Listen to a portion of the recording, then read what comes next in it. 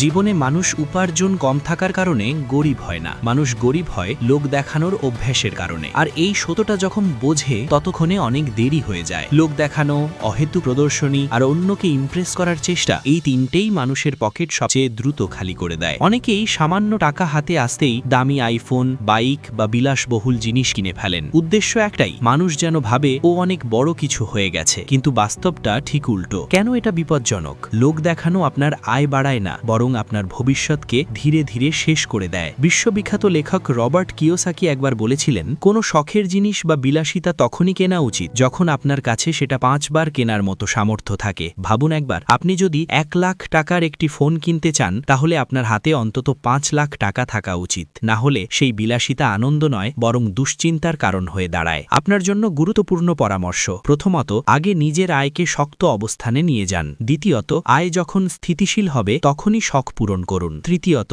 মনে রাখবেন, শুধু লোক দেখানোর জন্য টাকা খরচ করলে জীবন সুন্দর হয় না, বরং জীবনের মান আরও নিচে নেমে যায়। আপনি যদি এই কথাগুলোর সঙ্গে একমত হন, তাহলে কমেন্টে শুধু লিখুন হ্যাঁ। ভিডিওটা ভালো লাগলে একটা লাইক দিন, আর এমন বাস্তব জীবনমুখী কথা নিয়মিত শুনতে এখনই আমাকে ফলো করে রাখুন, কারণ আমি চাই আপনাকে জীবনে অনেক দূর নিয়ে যেতে।